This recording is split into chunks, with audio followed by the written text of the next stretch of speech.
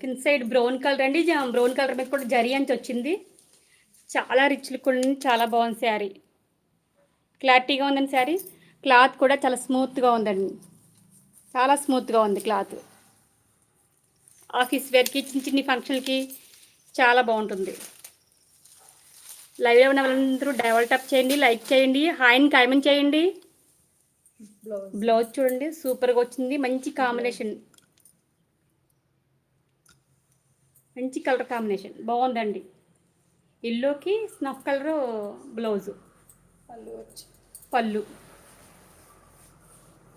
పళ్ళు వేసుకుని చూపిస్తారు. క్లారిటీగానే ఉంది. పళ్ళు